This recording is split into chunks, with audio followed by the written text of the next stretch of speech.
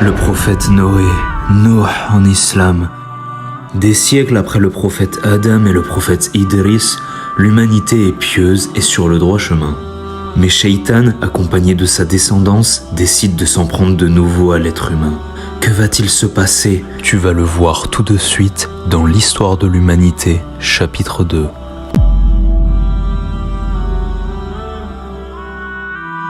À cette époque, il y avait parmi les hommes 5 personnes qui étaient très pieuses. Tout commença lorsque ces 5 personnes furent décédées. Étant alors très aimés de leur peuple, Shaitan ainsi que les autres shayatines de sa descendance décidèrent d'aller voir les fameuses personnes du peuple, leur disant « Pourquoi vous ne créerez pas des statues à leur effigie? Elles vous aideront à adorer Allah en se rappelant d'eux. » Puis les générations passèrent, et avec le temps, les gens se mirent à s'adresser aux statues. Puis, ils se mirent à les sacraliser. Puis, ils finirent par les adorer. Ça y est, pour la première fois, Shaitan réussit à faire tomber l'homme dans la mécréance, de par le shirk, le fait de prendre pour Dieu un autre qu'Allah. Suite à cela, Allah va de ce fait envoyer un prophète afin de les ramener sur le droit chemin.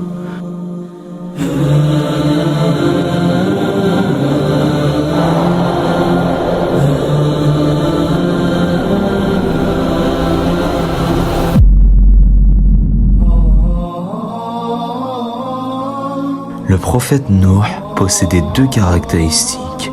Il était autant prophète que messager. Maintenant, ce que tu te demanderas sûrement, c'est qu'est-ce qu'un messager?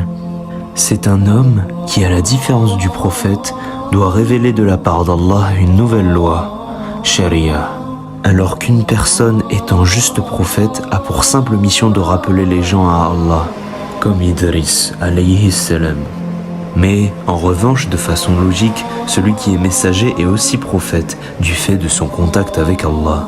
En effet, le messager Nuh alayhi salam vient apporter la nouvelle révélation à son peuple, qui n'est autre que d'adorer Allah l'unique sans lui donner d'associé ou d'égal, comme l'ont fait les gens du peuple avec les statues, ce que l'on nomme shirk en arabe.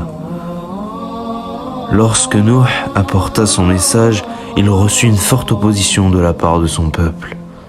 Les gens refusaient d'obéir au prophète d'Allah. Ce sont les sages, les notables et les dirigeants qui se sont levés contre lui en premier, comme ce sera le cas pour tous les autres prophètes lui succédant, et comme cela est le cas de nos jours. L'islam, la révélation de Dieu, est rejetée par les élites politiques. Les pauvres parmi les gens du peuple le suivirent.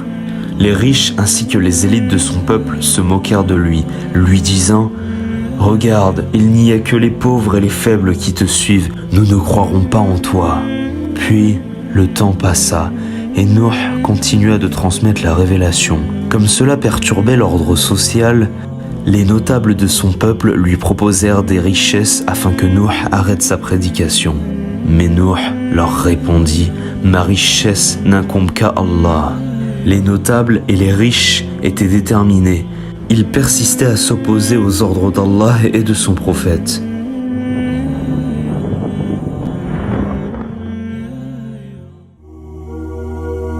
Le prophète Nuh alayhi salam a prêché la parole d'Allah auprès de son peuple plus de 950 ans. Il faisait cela sans arrêt, jour et nuit. Tout cela pour que son peuple adore Allah l'unique et qu'il cesse d'adorer les statues. Mais sais-tu ce que son peuple fit? Lorsque Nuh alayhi salam venait à eux, ils se mettaient les doigts dans les oreilles pour ne pas l'écouter, et ils mettaient leurs vêtements sur leur visage afin de ne plus le voir, et les gens se détournaient de lui par orgueil. Nuh décida donc de faire des proclamations au grand public. Il dit alors à la foule, « Si vous adorez Allah, il vous donnera les biens de la vie d'ici-bas et de la vie dernière. Implorez donc le pardon de votre Seigneur, car il est grand et pardonneur, pour qu'il vous envoie du ciel des pluies abondantes et qu'il vous accorde beaucoup de biens et d'enfants, et vous donne des jardins et vous donne des rivières. Qu'avez-vous à ne pas vénérer Allah ? Et dans ce peuple, il y avait un roi. Ce roi ordonnait aux gens d'adorer les statues. Ce roi possédait aussi beaucoup d'enfants. Et tous ensemble, ils mirent en place un stratagème afin d'inciter tout le monde à rester sur l'adoration des 5 statues des hommes pieux. Mais Nuh n'a pas perdu espoir malgré le nombre élevé d'années qui passèrent. Mais son peuple continuait à se moquer de lui, lui disant « Apporte-nous ce dont tu nous menaces si tu es véridique. » Avec confiance, Nuh alayhi salam leur répondit « C'est Allah seul qui vous l'apportera. »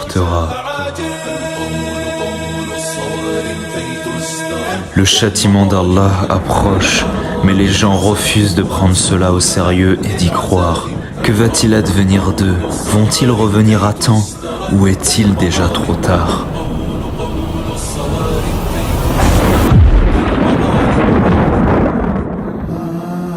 Nuh alayhi salam ainsi que ses proches patientèrent face à cette épreuve. Nuh possédait 4 enfants, Sem, Cham, Japhet et Canaan. Un parmi ses fils refusait de croire en la révélation d'Allah, Canaan. Tout comme la femme de Nuh, même sa propre femme et son propre fils refusaient de croire en lui. Seuls 3 de ses fils et un petit groupe de croyants furent à ses côtés. Et ce fut une rude et longue épreuve pour eux. Mais soudain, Allah fit une révélation à Nuh. Il lui révéla que Bab at-Tawba, la porte du repentir, était fermée.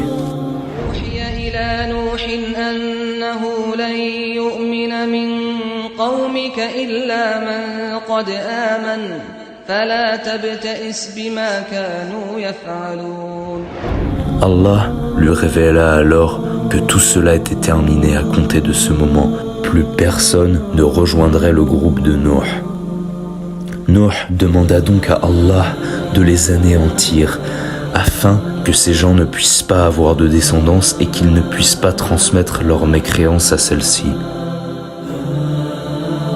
Et l'invocation de Nuh fut exaucée. Allah donna l'ordre à Nuh de construire une arche. Une arche en plein désert? Comment la construire? Pourquoi une arche? Et avec quel bois?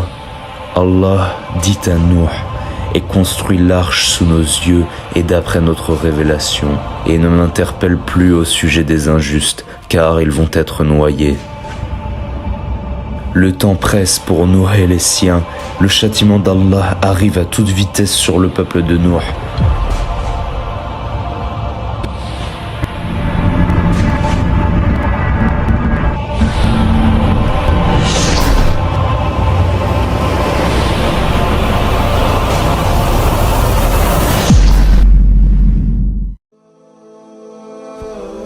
Allah apprit à Nuh comment planter un arbre.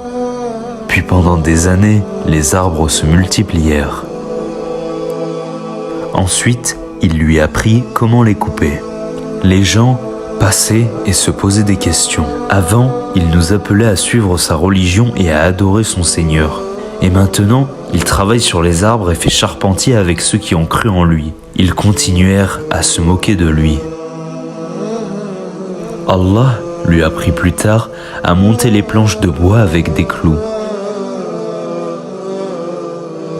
Puis, il a commencé à construire une arche géante en plein milieu du désert. Les gens passaient et lui disaient: « Nuh, tu es devenu fou?